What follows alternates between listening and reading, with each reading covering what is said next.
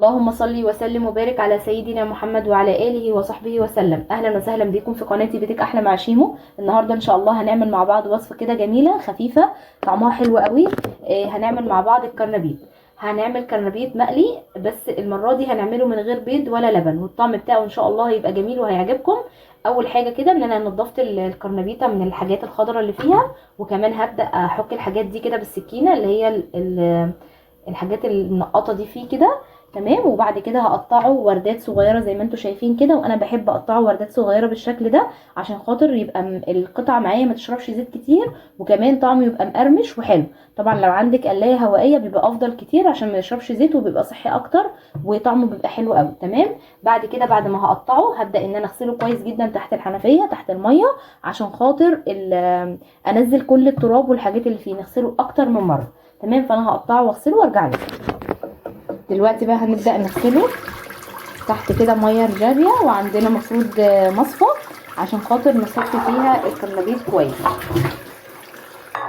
هغسله طبعا كذا مره لان بيبقى فيه حاجات كتير قوي واتربه طبعا، لان هو بيبقى معرض كده عند القدري للتراب. فهنبدأ بقى نغسل كويس، وكمان ممكن نحط نقطه خل مع الميه ديت عشان خاطر يبقى كتعقيم يعني ليه. هغسله بقى وارجع لكم. المرحله بقى اللي بعد كده المفروض ان انا عندي هنا ميه مغليه، هبدا احط عليها حاجه بسيطه كده من الكمون وشويه من الكركم عشان خاطر يخلي لون الكرنبيط عندي يبقى اصفر كده ولونه حلو، وحاجه بسيطه كمان من الملح. هبدا بقى استنى لما الميه، لو انت عايزه تحطي الكمون حصى تمام، بس انا صراحه ما بحبش يعني ان انا احطه حصى. هبدا بقى ان انا استنى الميه تغلي، وعندي هنا الكرنبيط غسلته كويس جدا اهوت وحطيته يتصفى في المصفى، واول ما الميه تغلي هبدا انزله فيها غلوه واحده، يعني غلوه كده ممكن 5 دقايق بس كده، واطلعه عشان خاطر ما يتهريش معايا لانه لسه هيتقلى في الزيت. دلوقتي بقى الميه غلت، هبدا ان انا اضيف الكرنبيط في الميه، وهفضل اتابعه كده لحد ما يتسلق معايا، بس ما يتسلقش تسليق كامل، يعني عايزاه كده نص سلقه عشان خاطر لسه بقى يتحط في التتبيله ويرجع يتحط في الزيت، ما يبقاش مهري معايا قوي. لازم اول ما ننزله من الميه المغليه نحطه تحت الحنفيه على طول عشان خاطر نوقف السوا بتاعه. دلوقتي بقى على ما الكرنبيط معايا يتسلق هنعمل بقى هنعمل الخلطه اللي هنكون محتاجينها للكرنبيط. اول حاجه هنا عندنا بولتين، انا حاطه هنا دقيق وهنا دقيق، هنا حوالي كوبايه ونص من الدقيق. هنحط عليهم هنحط عليهم 2 باكت من تتبيله البطاطس دي بقى طعمها تحفه. انا بستخدمها لكذا حاجه صراحه، بحطها على الاندومي كمان تبقى جميله قوي، متوفره دلوقتي في اماكن كتير، يعني انا بجيبها من فتح الله. الواحده كانت عامله نص جنيه، معرفش بقى ازاي دلوقتي بقت بكده. تمام. وهنحط نص معلقه كده من البيكنج باودر، نص معلقه كبيره، وبابريكا هنحط برضو معلقه كده صغيره. بابريكا بتدي لون برضو، بس دي بابريكا عاديه مش مدخنه. وشويه كزبره وشويه كمون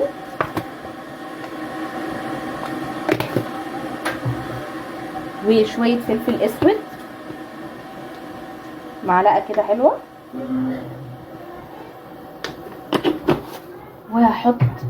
هنبدا بقى نعمل هنخلط المكونات دي كلها كده مع بعض، وهنبدا ننزل بالميه تدريجيا.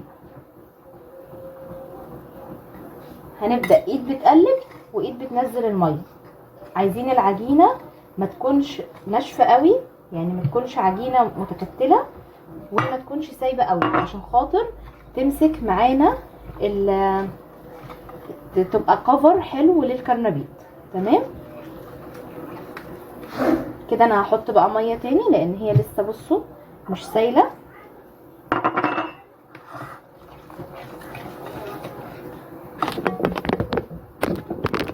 ده كده القوام اللي انا عايزاه زي ما انتم شايفين كده عشان يمسك على الكرنبيط.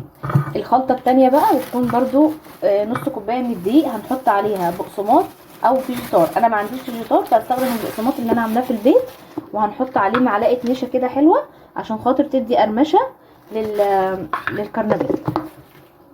وهنخلط بقى المكونات دي كده مع بعض. المفروض ان احنا هنحط الكرنبيط هنا، وبعد كده هنطلعه نحطه في الخلطه دي ونقليه. كلي احلى كرنبيط من غير بيض ولا لبن ولا خضره ولا اي حاجه. طبعا انا هنا نسيت احط الملح، فحطيت الملح دلوقتي وهقلبه بقى كويس كده مع بعضيه ونشوف الكرنبيط بقى اتسلق. كده الكرنبيط معايا اتسلق خلاص. نبدا بقى ايه، نفتح كده الميه ونشطفه تحت الميه كويس قوي عشان نوقف السلق بتاعه بالشكل ده. اغسله بقى كده كذا مره.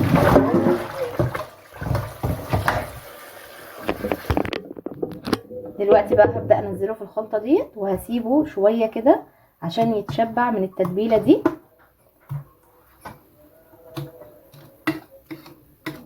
وبعد كده هناخده نحطه في التتبيله التانية ونقليه في زيت غزير ويكون سخن كويس جدا، وكلي احلى كرنبيط. دلوقتي بقى هبدا اخد الكرنبيط كده من هنا واحطه في البقسماط مع الدقيق مع معلقه النشا او الفيجيتار اللي تحبيه، وحاطه الزيت على النار. وهبدا بقى اخلطهم كده مع بعض وناخدهم بقى نحطهم على الزيت. نحط بقى في الزيت وهيبدا نقليه. الزيت يكون سخن طبعا، ونحاول ان هو يكون مغطي الكرنبيط. عايزه بقى تعملي جنب منه رز ابيض، عايزه تعملي جنب منه سلطه، تقليب العيش، هو بيبقى طعمه جميل قوي. جربوا الطريقه دي ان شاء الله تعجبكم. استنى بقى لما يتحمر والرز. ده كده بقى الشكل النهائي بعد ما خلصته. طعمه فظيع والقرمشه بتاعته جميله قوي. بصوا ناشف جدا وطعمه حلو قوي. اتمنى يا رب تجربوا الطريقه وتعجبكم. ما تنسوش بقى تحطوا لايك، واشوفكم في فيديو جديد ان شاء الله. مع السلامه.